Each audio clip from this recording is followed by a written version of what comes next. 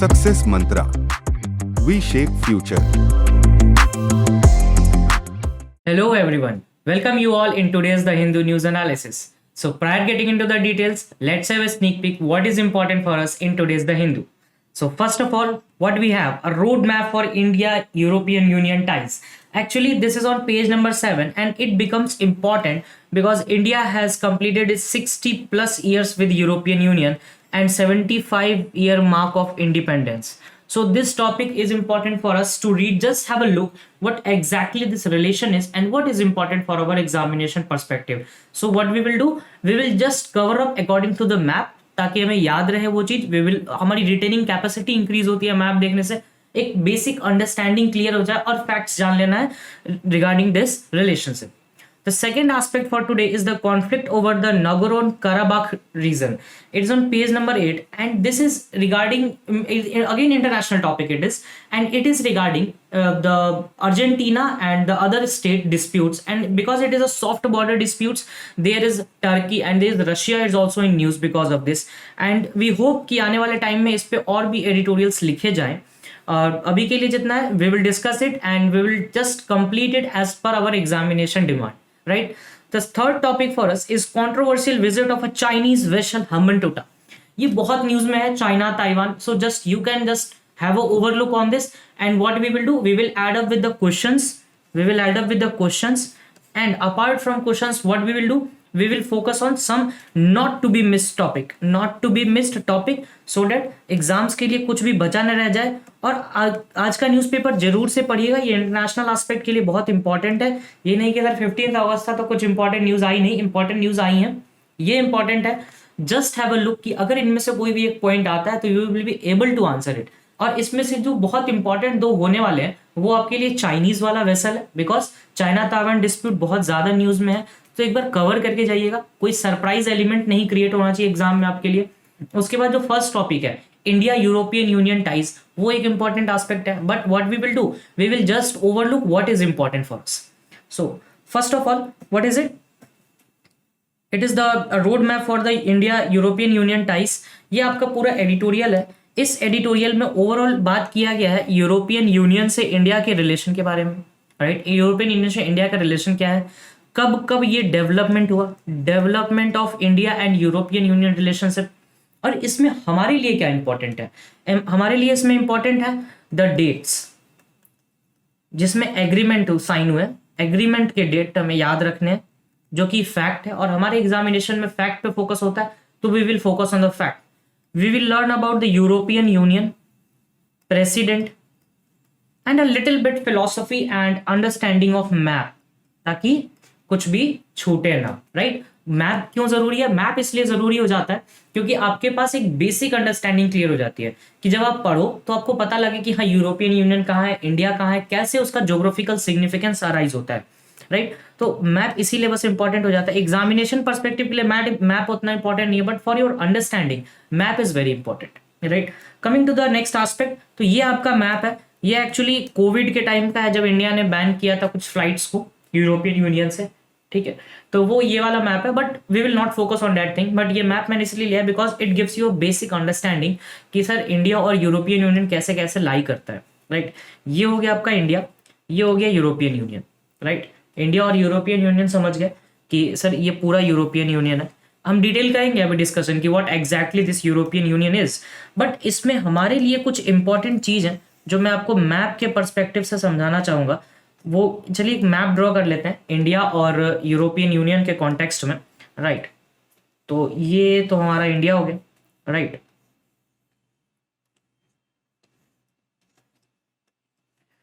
ये वाला जो पोर्शन है आपका वो ईयू का पोर्शन है, यूरोपियन यूनियन का. राइट, ये यूरोपियन यूनियन का पोर्शन है.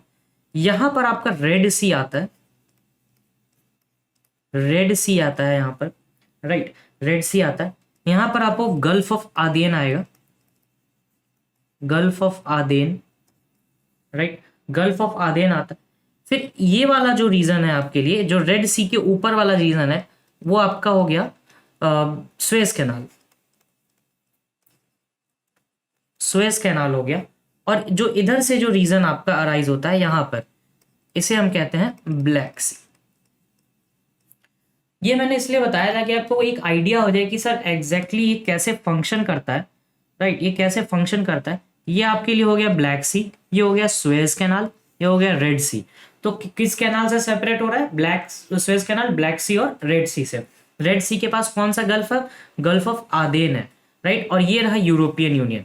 ये तो एक बेसिक अंडरस्टैंडिंग के लिए मैंने आपको बता दिया कि सर कैसे कैसे ये चलेगा। और ये पूरा जो रीजन होता है इसे हम कहते हैं इंडियन ओशन, इसे हम कहते हैं इंडियन ओशन। और ये हो गया आपका अटलांटिक,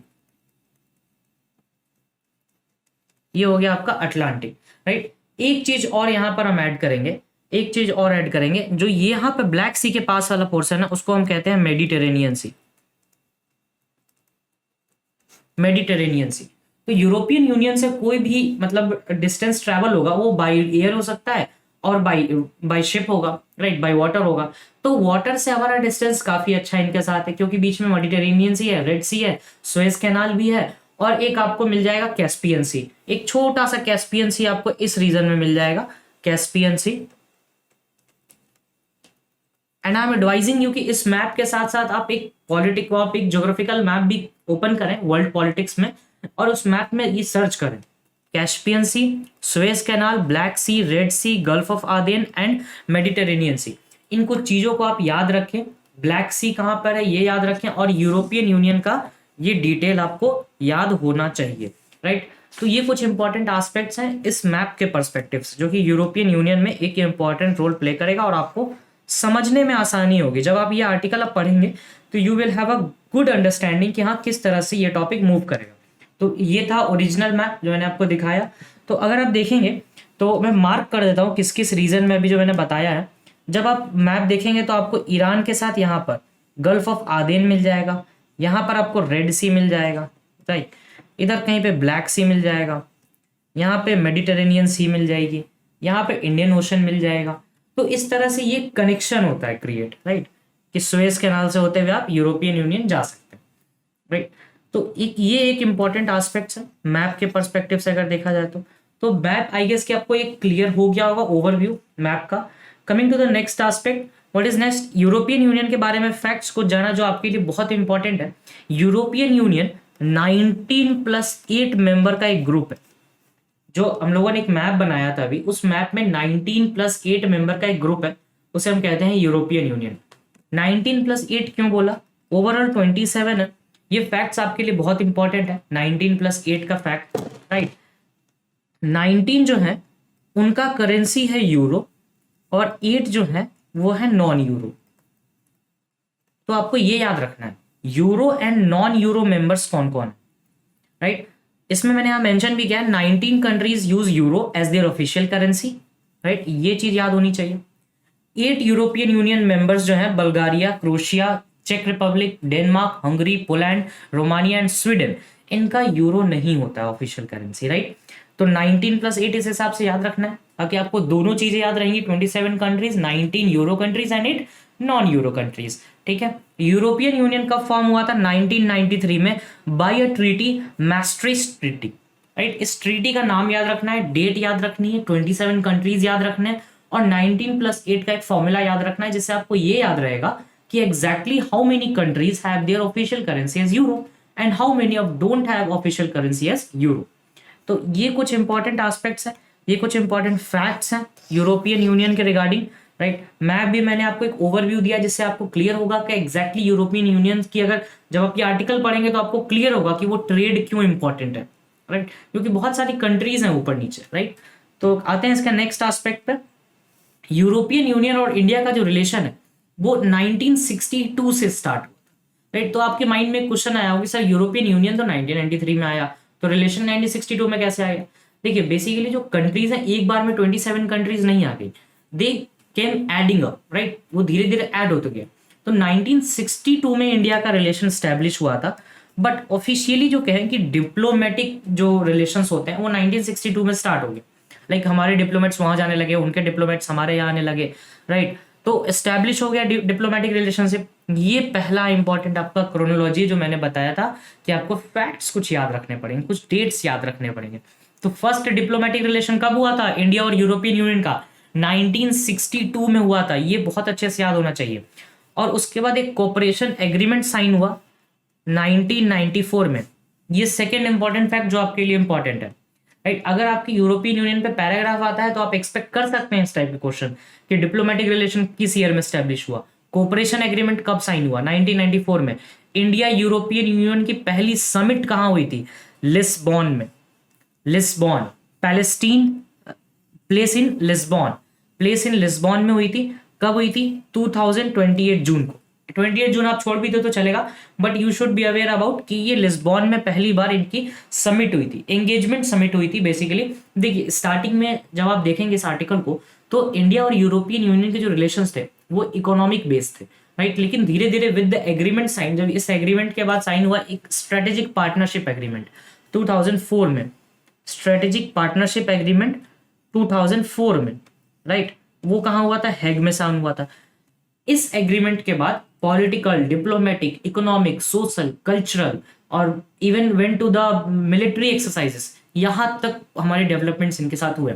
तो विद टाइम हम लोगों ने काफी अच्छा डेवलपमेंट किया यूरोपियन यूनियन के साथ। तो ये 4 इंपॉर्टेंट डेट्स है जो आपके माइंड में, फिंगर टिप्स पे होने चाहिए रिगार्डिंग यूरोपियन यूनियन।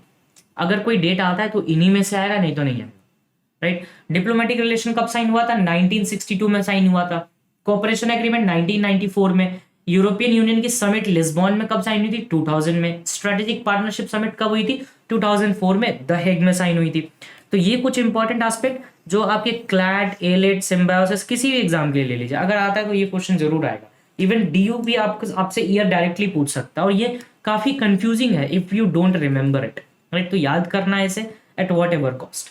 और मैप आपके पास है तो आपके पास एक आइडिया रहेगा याद करने से, मैं अच्छा यूरोपियन यूनियन इस साइड है, बीच में ये कैस्पियन सी पड़ता है, मेडिटेरेनियन सी पड़ता है, Black Sea, Red Sea, Gulf of Aden. मैंने आपको सारी चीजें एक बार बता दी, just go back and just look on the map at least once. Coming to the next aspect of this European Union is, इसके बाद एक और एग्रीमेंट साइन हुई थी, फिफ्थ एग्रीमेंट हो गई, एक्शन प्लान 2005। इस एक्शन प्लान के बाद जो डेवलपमेंट हुआ यूरोपियन यूनियन में वो बहुत ज्यादा अच्छे से बूस्ट हुआ। इसके बाद मीटिंग्स होनी स्टार्ट हो गई, ठीक है। और 2020 में यूरोपियन यूनियन की 15th मीटिंग हुई थी, 15th मीटिंग हुई थी 2020 में। तो ये एक इंपॉर्टेंट एस्पेक्ट हो गया। इस डेट को आप ना भी याद रखें तो चलेगा, बट जॉइंट एक्शन प्लान का डेट याद रखिए, ईयर याद रखिए, 2005 में हुआ था। अब कुछ इंपॉर्टेंट बॉडीज इस पे है। जो प्रेसिडेंट ऑफ यूरोपियन काउंसिल कौन है, चार्ल्स माइकल। याद रखिएगा काउंसिल और कमीशन दोनों अलग होते हैं और बहुत कंफ्यूजन है काउंसिल और कमीशन। स्टूडेंट्स गलती करते हैं कि सर काउंसिल कमीशन एक ही चीज तो हुआ, नहीं, अलग है। जब यूरोपियन काउंसिल का प्रेसिडेंट कौन है, चार्ल्स माइकल। यूरोपियन कमीशन के प्रेसिडेंट कौन है, Ursula von der Leyen, she is a female, Ursula von der Leyen. उसके बाद यूरोपियन पार्लियामेंट के प्रेसिडेंट कौन है, रॉबर्टा मेट्सोला। ये 3 नोन नेम आपके माइंड में क्लियर होने चाहिए कि सर काउंसिल कौन है प्रेसिडेंट का, यूरोपियन काउंसिल का प्रेसिडेंट, यूरोपियन कमीशन का प्रेसिडेंट और यूरोपियन पार्लियामेंट का प्रेसिडेंट। इसके साथ साथ को क्या याद रखना है, ईयर्स याद रखने हैं, जिसे हम कहेंगे ईयर्स ऑफ डेवलपमेंट, ये याद रखना है। प्लस एक बार मैपिंग कर लेनी है इसकी, तो वो और अच्छे से बेसिक्स क्लियर हो जाएगा, क्योंकि बेसिक्स रहेगा तभी उस पर पकड़ अच्छी होगी, राइट। उसके बाद क्या करना है इसमें, उसके बाद याद रखना है एक इंपॉर्टेंट एस्पेक्ट कि इंडिया के साथ क्या रिलेशन है इसमें, इंडिया के साथ एस्पेक्ट। उसके बाद इन प्रेसिडेंट्स का नाम याद रखना है। तो अब आपके माइंड में आ रहा होगा सर इंडिया का एस्पेक्ट क्या है इसमें, ये तो चलिए आपने एक ओवरव्यू दे दिया पूरा, राइट, ओवरव्यू दे दिया। आते हैं वापस से अपने एक ब्लैंक पेज पे और उस पर वापस से इंडिया का मैप ड्रॉ करते हैं, तो आपको एक और अच्छी बात क्लियर हो जाएगा। ये आपका श्रीलंका हो गया, इसको भी आज बहुत अच्छे से डील करेंगे। इसमें भी बहुत मतलब इश्यूज अराइज हो रहे हैं ड्यूरिंग द ये चाइना ताइवान डेवलपमेंट जो हुआ है इसके बाद। और चाइना ताइवान को एक बार अच्छे से कर लीजिएगा, क्योंकि इस टाइप के फैक्ट्स आपके एग्जाम में आ सकते हैं। तो just have a walk through it this topic, right. ये आपका यूरोपियन यूनियन हो गया, राइट। ये गल्फ ऑफ आदेन हो गया, गल्फ ऑफ आदेन, GOA, राइट। यहाँ पर आपको एक मेडिटेरेनियन सी आ जाता है, इसको just let's draw with this another map. Mediterranean Sea आ जाता है, मेडिटेरेनियन सी, ठीक है, वो बात की बात है। बट इसमें देखने वाली क्या चीज़ें हैं कि इस साइड जब आप जाएंगे यहाँ पर तो आपको चाइना मिल जाएगा, राइट, चाइना मिल जाएगा। और उसके बाद आपको रशिया मिलेगा, रशिया और चाइना मिलेगा यहाँ पर। तो ये इंपॉर्टेंट डेवलपमेंट है। तो सर इस पूरे आर्टिकल में आपको कुछ पॉइंट्स कवर किए गए हैं कि देखिए इंडिया और यूरोपियन यूनियन का रिलेशन ऐसा नहीं है कि आप कैसे भी मतलब चला लें चल जाएगा। It is very important relationship. क्यों इंपॉर्टेंट है? तो इंपॉर्टेंट इसलिए है कि और डेवलपमेंट भी बहुत ज़्यादा हुए हैं इसमें विद टाइम। आपने देखा है, मैंने इसलिए आपको पहले एक डेवलपमेंट क्लियर कराया है।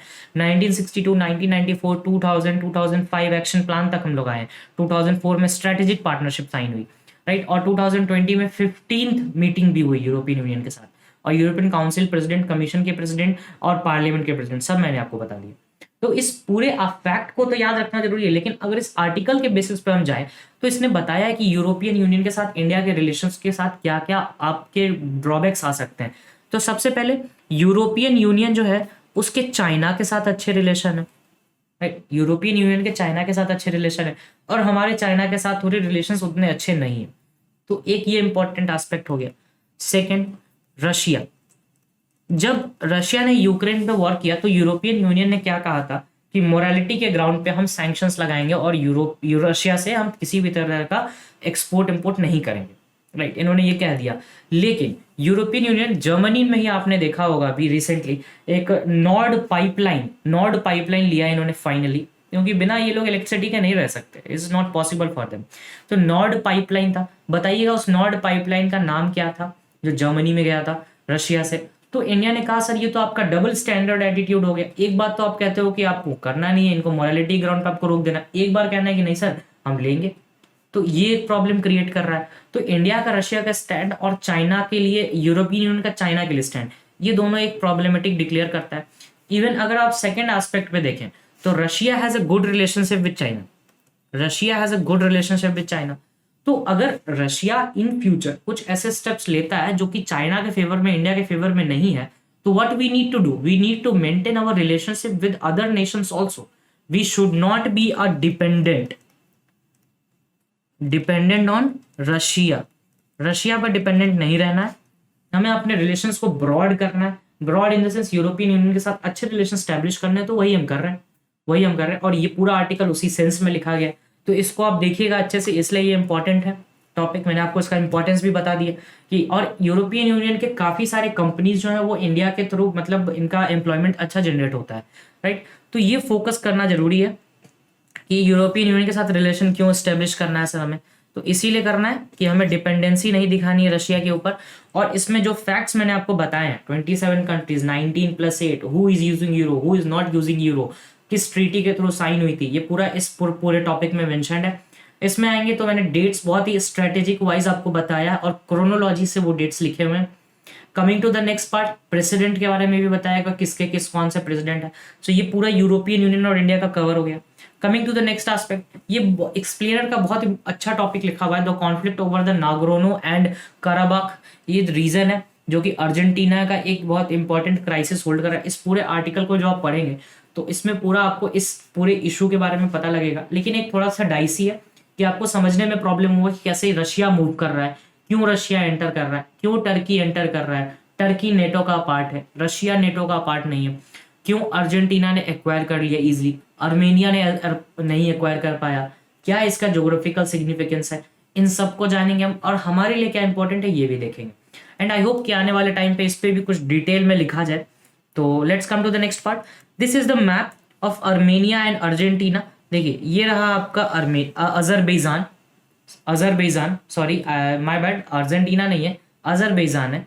And this is Armenia, this is Armenia, this is Turkey and this is Russia. Turkey का मैं यहाँ पे मेंशन कर देता हूँ, टर्की नेटो का पार्ट है, टर्की नेटो का पार्ट है, राइट। और ये जो पूरा रीजन है आपका, ये वाला ये वाला रीजन, ये है आपका नगोरोमा एंड कराबाख रीजन, राइट। अगर हम प्रायर हिस्ट्री पे जाएं तो देखिए रशिया जो है वो अर्मेनिया को सपोर्ट करता है, रशिया अर्मेनिया को सपोर्ट करता है। Azerbaijan is supported by Turkey and Turkey is a member of NATO, right. तो इसमें बेसिकली क्या हुआ था कि जो ये है आपका नगरोम एंड कराबाख रीजन जो है वो स्ट्रेटेजिकली इंपॉर्टेंट है, स्ट्रेटेजिक इंपॉर्टेंट है। ये अगर इसको लिखा जाए, ये स्ट्रेटेजिक इंपॉर्टेंट है, स्ट्रेटेजिकली इंपॉर्टेंट है, राइट। तो कोई इसको छोड़ना नहीं चाहता है, ना आर्मेनिया छोड़ना चाहता है, ना अजरबैजान छोड़ना चाहता है। तो इसमें क्या करना है, हमें हमें देखना है कि एक्चुअली डिस्प्यूट है क्या। इसमें हुआ क्या बेसिकली इनिशियली कि Azerbaijan after the disintegration of USSR, ये लोग किसका पार्ट थे, यूएसएसआर का पार्ट थे, यूएसएसआर का पार्ट, राइट। तो after the disintegration of USSR, ये वाला जो पार्ट है आपका नगरम एंड काराबाख रीजन, ये पहले आर्मेनिया के पास आ गया था इन द इनिशियल टाइम 1991 में।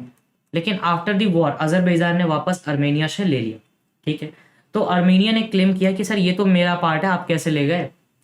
तो फिर आर्मेनिया को हेल्प मिला किससे, रशिया से। तो इन्हें कहा कि ठीक है, रशिया ही हमारा शक्तिमान है, जैसे गंगाधर ही शक्तिमान है ना, वैसे ही रशिया इनका शक्तिमान है, इनको बचाने आएगा। अब अजरबैजान ले गया कराबाख रीजन को, तो आर्मेनिया ने कहा कि भाई रशिया कुछ तो करो, शक्तिमान कुछ तो हेल्प करो।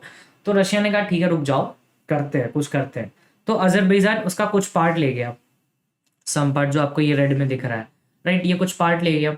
तो फिर लेटर ऑन रशिया एंटर करता है 2020 में, और इन्होंने एक पीस एग्रीमेंट साइन कराया।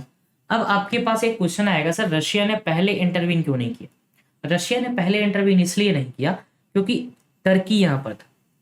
टर्की स्ट्रॉन्ग और वीक की बात नहीं है, टर्की का अगर इन्फ्लुएंस है अजरबैजान पे, मतलब नेटो का इन्फ्लुएंस है, और नेटो का इन्फ्लुएंस एक बहुत बड़ा प्रॉब्लमेटिक डील कर रहा है। आपको ये भी पता होगा कि अभी रशिया यूक्रेन के डिस्प्यूट में जब यूक्रेन जेलेंस्की साहब कर रहे थे कि हमें नेटो का पार्ट बनाओ, तो रशिया ने एक ही बात कही थी, नेटो का पार्ट तुम नहीं बनोगे, राइट। तो ये चीज़ है, तो ये टर्की पे नेटो का इन्फ्लुएंस था, इसलिए रशिया ने थोड़ा वेट किया। बट उसके बाद रशिया एंटर किया कि नहीं सर बहुत हो गया, बहुत पार्ट ले लिया तुमने, अब शक्तिमान आ चुका, अब पीस एग्रीमेंट साइन होगा। तो इन लोगों ने एक पीस एग्रीमेंट साइन किया। अब वो पीस एग्रीमेंट में हमारे लिए क्या इंपॉर्टेंट है, let's have a detail, right. देखते हैं पीस एग्रीमेंट में हमारे लिए क्या क्या इंपॉर्टेंट था। तो स्टोरी सो फॉर यही है, the conflict between the Armenia and Azerbaijan over Nagorno Karabakh has been at the centre of 3 major wars and multiple clashes for decades. तो सारे वॉर्स नहीं याद करने हैं। द रिसेंट फ्लेयर अप आपको याद रखना है कि 3 अगस्त after Azerbaijan claimed it had captured the territory and Karabakh in a retaliatory campaign after an Armenian attack killed one Azerbaijan soldier। ये पूरी हिस्ट्री थी कि जब वापस से वो लोग रिक्लेम कर रहे थे, तो ये पूरा स्टोरी आती है कि इसको डील करना है, राइट। अगर हम इसको एक मैप के थ्रू जाने तो यहाँ पर आपका हो गया अजरबैजान, ये हो गया आर्मेनिया के पास रशिया का सपोर्ट है, और अजरबैजान के पास आपको किसका सपोर्ट है, टर्की का, और टर्की मेंबर है नेटो का। तो इन चीजों को आपको याद रखना है, और यहाँ पर पूरी हिस्ट्री आपकी क्लियर हो जाती है, राइट। आई गेस कि ये बहुत ज्यादा क्लियर हो गया होगा। Coming to the next aspect of this is what does the 2020 agreement says. Actually this 20 agreement इसी के लिए था कि Russia was acting as a peace maker between these 2 nations के साथ। शांत हो जाओ, करते हैं कुछ हम। तो 2020 में एक एग्रीमेंट साइन हुआ आर्मेनियन प्राइम मिनिस्टर निकोल पाशिनायन के साथ और अजरबैजानी प्रेसिडेंट इल्हाम अलीयेव के साथ। उस टाइम रशिया के प्रेसिडेंट थे व्लादिमीर पुतिन, ठीक है, अभी भी है। तो agreement imposed an immediate cease fire. इस एग्रीमेंट में क्या हुआ कि सर एक इमीडिएट सीज फायर होगा, कि कोई किसी पे हमला नहीं करेगा, immediate cease fire, right. Timeline for withdrawal from the Azerbaijan occupied regions, की भाई अजरबैजान के ऑक्युपाइड रीजन से हम हट जाएंगे, सीज फायर होगा, ठीक है। उसके बाद प्रेजेंटली अभी क्या हुआ, इस पीस एग्रीमेंट का रिजल्ट हुआ लाचीन कॉरिडोर। ये आपके लिए बहुत इंपॉर्टेंट है, लाचीन कॉरिडोर। लाचीन एक्चुअली एक हिल्स है, एक रेंज है पूरा, आपको अजरबैजान में है लाचीन माउंटेन्स रेंज। अजरबैजान में ये याद रखना है, लाचीन माउंटेन्स कहाँ है, तो अजरबैजान में। ये एक आपके लिए इंपॉर्टेंट हो गया। फिर वो रशिया का और टर्की का एक इंपॉर्टेंस हो गया आपके लिए। दीज इंपॉर्टेंट टॉपिक्स, इस पे और भी डेवलपमेंट देखे जाएंगे। ये एक कॉरिडोर इन लोगों ने बनवा लिया कि भाई शांत हो जाओ, दोनों के लिए करते हैं कुछ काम, एक रोड बनवा लेते हैं। लेकिन अगर देखेंगे तो रिसेंट डेवलपमेंट पे इस रोड पे भी आपको अजरबैजान का कंट्रोल ज़्यादा है, आर्मेनिया का कम है। तो आर्मेनिया तो फिर तो रोते ही रहेगा कि सर दो कुछ करो। तो देखते हैं क्या डेवलपमेंट होता है अभी आने वाले टाइम पे। अभी के लिए इतना ही इस पर डेवलपमेंट है। नेक्स्ट है व्हाट इज रशिया रोल। तो रशिया, मैंने आपको बताया ही कि Russia was a peace keeping force की तरह काम कर रहा है, इसमें 5 साल तक के लिए डिप्लॉय हुआ है उस रीजन में, जैसे UNMO GIP था। बताइएगा क्या होता है कश्मीर और पाकिस्तान। कश्मीर में एक्चुअली ये बनता है, इनका अभी रिसेंटली अपॉइंटमेंट हुआ है यूनाइटेड नेशंस के थ्रू, राइट। ये जनरल साहब हैं, United Nations piece keeper in India and Pakistan, right. तो इसके ऊपर मैंने क्वेश्चन भी डाला था, पढ़िएगा और बताइएगा UNMOGIP एक्चुअली होता क्या है, United Nations military observer group in India and Pakistan, what exactly is and who is the current head of this, right. तो वैसे ही रशिया भी है, वहाँ का पीस कीपर है, अजरबैजान और आर्मेनिया का, right. Coming to the next aspect of today's news is the controversial visit of a Chinese vessel to Hambantota. इस पूरे आर्टिकल में जो बताया गया उस पे हम डील करेंगे, बट उससे पहले what I want to deal is with this. Let's have a blank page first of all. तो ये हो गया हमारा map, just pardon me for this. ये हमारा हो गया मैंगो शेप्ड श्रीलंका, ये हो गया हम्बनटोटा। ये एक्चुअली यही पोर्ट जो पूरा काम खराब कर रहा है पैसिफिक में, ये पोर्ट किसने बनवाया है? चाइना ने बनवाया है। अभी रिसेंट जो डेवलपमेंट हो रहा है उस पे चाइना का क्या कहना है? चाइना का ये कहना है कि दे आर डूइंग रिसर्च। जैसे आपने सुना होगा, ये मैंने आपको एक ओवरव्यू दे दिया है, ये मैप ओवरव्यू है, तो आई गेस आपको क्लियर हो गया होगा इस पे कैसे करना है। तो coming to the aspect of our news, तो what is in the news में एक्चुअली ये क्या है कि जो चाइनीज़ वेसल है, वेसल का नाम जानेंगे आगे हम क्या है। चाइनीज़ वेसल जो है वो आपको आ चुका है हम्बनटोटा पोर्ट पे, काफ़ी मना करने के बाद भी इंडिया के और श्रीलंका के कि सर थोड़ा डिले कर दो, इंडिया प्रॉब्लम हो रहा है, इंडिया इज जस्ट काउंटरिंग कि sir why you are deploying such a vessels in Sri Lanka, इसका कोई मतलब ही नहीं। तो चाइना क्या कहना है, जैसे चिंटू चला IIT वैसे चाइना चला रिसर्च करने। तो चाइना ने कहा कि सर हम तो रिसर्च करने आ रहे हैं, तो हमें कुछ डेटा चाहिए, मरीन रिसर्च करना है। तो भाई just in my opinion also, अगर आपको रिसर्च ही करना है, आपको डेटा चाहिए तो श्रीलंका से मांग लो, इंडिया से मांग लो, वो दे देंगे आपको data. It's not a big deal, scientific data ही तो चाहिए, वी विल गिव यू। लेकिन इसमें कुछ टर्म्स यूज किए जो चाइना ने कहा कि नहीं सर हमको खुद रिसर्च करना है, तो ठीक है आप कर ही लो। अब इन सबको पता है कि आप रिसर्च नहीं कर रहे हो। व्हाट यू आर डूइंग कि हम्बनटोटा पोर्ट का जो मैप अगर आप याद करेंगे जो मैंने आपको बताया है, हम्बनटोटा के मैप से आप इंडिया पर नज़र रख सकते हैं, ताइवान पे नज़र रख सकते हैं, क्योंकि ताइवान में US का डेवलपमेंट हो रहा है। नैन्सी पेलोसी के आने के बाद गरुड़ा एक्सरसाइज कर रहा है US और इंडोनेशिया सुमात्रा में। मैंने इसको अभी बहुत अच्छे से डिटेल में बताया था रिसेंटली, आई गेस कि अगर आप 13 और 12 का वीडियो देखा होगा आपने, तो मैंने उसमें बहुत अच्छे से बताया है गरुड़ा एक्सरसाइज के बारे में। तो हम्बनटोटा पोर्ट से अगर आप इसको इधर ही ड्रॉ करें तो ये आपका हम्बनटोटा पोर्ट है, ये वाला हम्बनटोटा पोर्ट। हम्बनटोटा पोर्ट से आप इंडिया में नज़र रख सकते हैं, राइट। इधर से ईरान में चाबाहार में नज़र रख सकते हैं, आप इधर से ताइवान पे नज़र रख सकते हैं कि अगर इंडिया कोई भी डेवलपमेंट करना चाहेगा ताइवान के हेल्प के लिए, तो आप यहीं से होके जाओगे या यहाँ से होके जाओगे, तो ये नज़र रखेगा। अगर इधर से कोई हेल्प आती है सेंट्रल एशिया या फिर यहाँ से, राइट, तो यहाँ से भी आपको नज़र रखेंगे कि हाँ भाई ये कोई तो गया है इधर, पता करो कौन गया है, राइट। इधर से अगर सुमात्रा से भी कोई डेवलपमेंट होता है जो डाउन साउथ से, तो भी वो नज़र रख पाएंगे इजीली। तो ये इंपॉर्टेंट है हम्बनटोटा का डेवलपमेंट चाइना के लिए, और इंडिया के लिए प्रॉब्लम है। तो इन्होंने कहा कि भाई हम तो रिसर्च करने आ रहे हैं, हमारा कुछ ऐसा प्रॉब्लम नहीं है, बट हम आ सकते हैं क्योंकि हमारा राइट है और हमने स्टार्टिंग से प्रमोट किया है हाई सीज में डेवलपमेंट के लिए। तो इन्होंने एक वर्ड यूज़ किया है यहाँ पर जो हमारे एग्जामिनेशन परस्पेक्टिव से बहुत इंपॉर्टेंट हो जाता है, हाई सीज। ये इंटरनेशनल लॉ का पॉइंट है, इसको आप दो जगह पढ़ सकते हैं, legal plus region GK, sorry legal plus GK, दोनों जगह आप इसको कवर कर सकते हैं, लीगल और जीके में, राइट, लीगल और जीके में कवर कर सकते हैं इसको, लीगल और जीके में इसको आप इजीली कवर कर सकते हैं।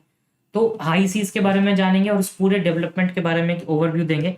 ओवरव्यू को मैंने आपको एक अच्छा ओवरव्यू तो पहले ही दिया हुआ है, जिसमें गरुड़ा को अब मैंने इसलिए कहा था कि you should make notes topic wise, क्योंकि अब आपके पास टॉपिक होगा ऊपर में चाइना ताइवान, तो आप उसी में इसको ऐड करते चले जाएंगे, right. Coming to the next aspect what is important for us, तो 13 अगस्त को ही श्रीलंका ने मना किया था, मैंने बताया आपको कि सर मत लाओ, दिक्कत हो रहा है, चाइना इंडिया अपोज कर रहा है। इंडिया ने इसको स्पाई वेसल भी कहा है, राइट। ये वेसल कौन है? Yuan Wang 5। इस वेसल का नाम याद रखना बहुत इंपॉर्टेंट है आपके लिए, Yuan Wang 5 describe Sri Lanka government as a scientific research ship. और BRISL एक डिपार्टमेंट है, Belt and Road Initiative. Sri Lanka में Belt and Road Initiative China का इनिशिएटिव, वन चाइना पॉलिसी के अंडर इन्होंने किया है ये चीज। कि बेल्ट एंड रोड इनिशिएटिव करेंगे, One Belt One Road, OBOR, One Belt One Road Initiative, जो पाकिस्तान वाला इनकी कहानी है। तो बेल्ट एंड रोड इनिशिएटिव जो कि श्रीलंका में है, तो उसने ही पहली बार कंफर्म किया था इसको कि सर ये आ रहा है, स्वागत करिए हमारा। सलमान खान साहब आते हैं ना, स्वागत नहीं करोगे हमारा, वैसे इनका स्वागत किया गया है कि ठीक है आप अब तो आइए। हम सर मना नहीं कर सकते आप श्रीलंका में हम्बन टोटा पे आने के लिए, क्योंकि डेप्ट ट्रैप में आप फंस चुके हो, you are in a debt trap. China का डेप्ट है आपके ऊपर, चाइना को लीज पे देना पड़ा आपको क्योंकि you are not able to pay back the money, तो इन्होंने देना पड़ गया इनको। अब ये कुछ भी करे तुम्हें मतलब उससे। वैसे ही पाकिस्तान में ही है, जो इनका चाबहार पोर्ट है पाकिस्तान में। अब आने वाले टाइम में आपको डेवलपमेंट देखने के लिए मिल सकता है, देयर आर हाई चांसेस कि जैसे पाकिस्तान की कंडीशन है कि वो भी डेप्ट ट्रैप में फंसेंगे और गिलगिट वाला रीजन पे फिर प्रॉब्लम क्रिएट होगा, क्योंकि चाइना से कनेक्टिविटी वहां से होती है। जिस दिन मैंने आपको चाबहार, चाइना, ताइवान बताया है, जब मैंने उसको भी इंक्लूड किया है, तो you should just have a go through कि हाँ सर एग्जैक्टली कहना क्या चाह रहे हैं, राइट। तो वेसल का नाम अभी के लिए याद रखना है, युआन वैंग 5 इस वेसल का नाम है। BRISL का डेफिनेशन याद रखना है। और एक इंपॉर्टेंट एस्पेक्ट है जो आपको अपने नोट में ऐड करना है, वो है हाई सीज। हाई सीज एलेट के एग्जाम में पूछा जा सकता है, इवन क्लैड में भी अगर पैराग्राफ आता है, लीगल में भी आपको पूछा जा सकता है, लीगल नॉलेज में आपको पूछा जा सकता है what exactly this high seas. और इंटरनेशनल लोग एक दो क्वेश्चन डाल ही रहे हैं क्लैट वाले, तो ये भी डाल देंगे, कोई दिक्कत नहीं। हाई सीज का तो मैंने इस पे एक डिटेल डिस्क्रिप्शन जानने के बजाय आपको मैप देना जरूरी समझा, क्योंकि मैप से आपकी अंडरस्टैंडिंग बहुत ज्यादा क्लियर होगी। देखिए बेसिकली हाई सीज ये वाला रीजन होता है जो EEZ के बाद वाला रीजन होता है। The region which is after the EEZ उसे हम कहते हैं हाई सीज। EEZ होता है एक्सक्लूसिव इकोनॉमिक जोन। लुक क्या होता है कि जो सीज में राइट्स होते हैं जो किसी भी कंट्री की, जैसे ये लैंड है, तो लैंड के कुछ हद तक, कुछ रीजन तक इंडिया या फिर उस कंट्री की राइट्स होते हैं, उनके राइट्स अराइज होते हैं। और ये डील होता है अनक्लॉज के अंदर। अनक्लॉज 1982 का है ये, United Convention on Law of Seas. मैं यहाँ पर लिख दूं अच्छे से, UNCLOS 1982 United Convention on Law of Seas. जब आप लॉ स्कूल में पढ़ेंगे law, international law, public international law, तो आपको पढ़ने के लिए मिलेगा अच्छे से, राइट। तो ये करंट एस्पेक्ट है। अभी टेरिटोरियल सी का रीजन कितना होता है, यानी 12 nautical mile from the base line आपका राइट होता है। ये फैक्ट्स आपको याद होने चाहिए कि टेरिटोरियल सी में कितना होता है, तो 12 nautical miles. Exclusive economic zone में 200 नॉटिकल माइल्स। कॉन्टिजियस जोन में 12 माइल्स। ये याद रखना है, कॉन्टिजियस जोन में नॉटिकल नहीं, सिंपली माइल्स यूज होता है directly, right. 12 miles territorial zone में, टेरिटोरियल सी में 12 नॉटिकल माइल्स। और एक्सक्लूसिव इकोनॉमिक जोन में 200 नॉटिकल माइल्स, राइट। और ये कॉन्टिनेंटल शेल्फ होता है, जो नीचे वाला जो सी बेड वाला रीजन होता है उसे हम कहते हैं। और after the exclusive economic zone उसे हम कहते हैं हाई सीज। तो इसी का चाइना ने कहा कि सर हाई सीज में तो करिए आप, हम लोगों ने हमेशा से इनिशिएट किया इस चीज़ों को, आप भी करिए, ठीक है। अब इनका इनिशिएट करने का कारण तो कुछ और ही था, इनको तो कुछ और चाहिए। लेकिन अब यह है कि इसका मतलब क्या होता है कि 12 नॉटिकल माइल्स में आप जो भी करो सब मंजूर है, राइट। आप रॉकेट गिराओ, वहां पर लॉन्चर गिरा दो, बॉम्ब गिरा दो, कोई टेंशन नहीं, ठीक है। ये एक्सक्लूसिव इकोनॉमिक जोन है, इकोनॉमिक एक्टिविटीज के लिए होते हैं। फिशिंग हो गया, ये सब चीजें हो गई। अब इसमें अगर कोई और कंट्री का आता है तो उसके ऊपर फ्लैग होना चाहिए उसका, तो बहुत सारी रूल्स हैं जो आप इंटरनेशनल लॉ में पढ़ोगे। अभी के लिए क्या याद रखना है, 12 नॉटिकल माइल्स इकोनॉमिक एक्टिविटी के लिए एक्सक्लूसिव इकोनॉमिक जोन होता है 200 नॉटिकल माइल। कॉन्टिजियस जोन के लिए 12 माइल्स होते हैं। एंड हाई सीज के लिए after the exclusive economic zone जितने भी होते हैं वो हाई सीज होते हैं, राइट। टेरिटोरियल जोन में अगर आपको कोई घुसता है तो you have a right to hit on, right, क्योंकि वो आपके रीजन में घुस रहा है। होता है ना कि जमीन के बाहर और जमीन के ऊपर कुछ राइट होते हैं, तो ये जमीन के उस पार के राइट्स हैं आपके, जो कि वाटर में अराइज होते हैं। तो वाटर का कुछ रीजन आपका इंडिया का पार्ट होता है, राइट। तो ये पूरी चीज है जो आपको पढ़ना है और याद रखना है। एक्चुअली बेसिकली पढ़ना क्या, एक्चुअली इसको याद रखना है, बहुत अच्छे से याद रखना है। Coming to the next part, what is next, what not to be missed part. The first aspect, आज के न्यूज़पेपर में आपको बहुत सारी ऐसी चीजें मिलेंगी जो आपको लगे स्किप कर देना चाहिए, बट नहीं, you should not skip, you should read it as per for the English perspective. English के लिए ऐसे टॉपिक्स बहुत इंपॉर्टेंट हो जाते हैं, क्योंकि द हिंदू से क्लाइंट ने बहुत बार, पिछली बार भी उसमें सोर्स दिख जाएगा आपको कि आपको द हिंदू के एक्सट्रैक्ट्स को डायरेक्ट उठा के डाल दिया गया। तो अगर आप पढ़े रहेंगे तो you will have a idea and you will be able to answer fast. तो एग्जाम ही मेन यही है, इसका एग्जाम का गेम ही है टाइम वर्सेस रीडिंग। तो कौन जल्दी रीड करता है। तो अगर आप तो टॉपिक पढ़ा होगा आपने, कभी ना कभी पढ़ा होगा, तो बैक ऑफ द माइंड में वो चीज़ रोल बैक होती रहती। तो first topic is fragility of the north east integration. इसमें आपको एक चीज के बारे में बात किया गया है, एफस्पा के बारे में, arm forces special powers act.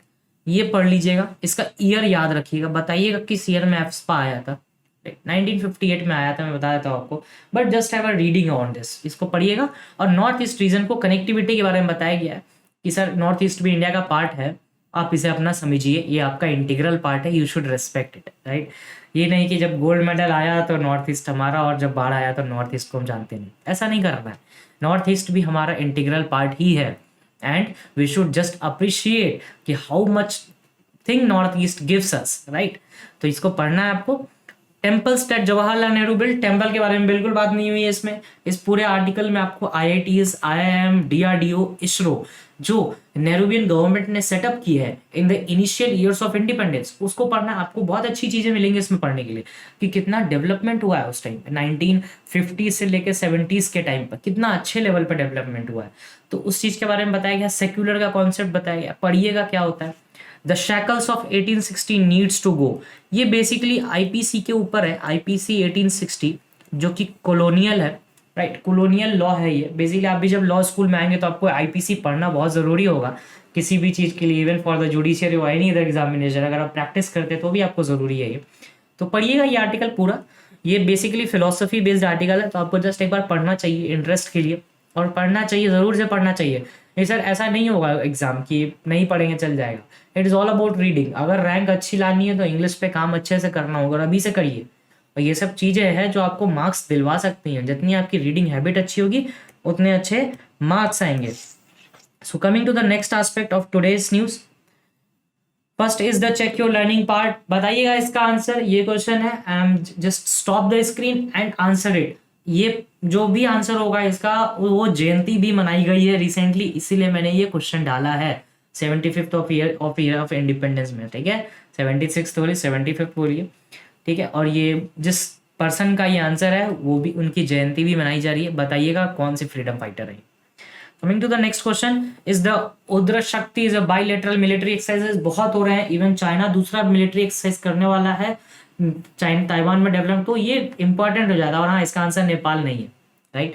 बताइएगा इसका आंसर क्या है। Coming to the next aspect, third question is again on the vice president. ये आपके लिए रिमाइंडर है कि पढ़ लेना है प्रेसिडेंट एंड वाइस प्रेसिडेंट, पढ़ लेना, आंसर करिएगा, देखते हैं किसका आंसर सही होता है, right. And do mention, coming to the fourth question, NIPAM stands for, बहुत बताया मैंने इसके बारे में। नीपम आप एलिट में एक्सपेक्ट कर सकते हैं, exactly what this NIPAM thing is, right. पढ़िएगा, आंसर करिएगा। If there is any repercussion or any doubt there goes on, I'll surely answer it, and I appreciate those who answers. Right? कि sir अच्छा लगता है कि अगर आप answer करते हैं, it is very nice कि आप अपने आप को चेक कर रहे हैं on the daily basis. Coming to the next last question, which branch of the CRPF backed the 40 gallantry medals? बताइएगा आंसर क्या होता है इसका, राइट। और नोट्स बनाते रहिए, टॉपिक वाइज नोट्स बनाइए, कमेंट सेक्शन में जरूर कमेंट करिए if you have any doubt और any issues regarding the CLAT 2023, और अच्छे से तैयारी करिए और बढ़िया से बढ़िया मार्क्स लाइए। Thank you, that's all from my side.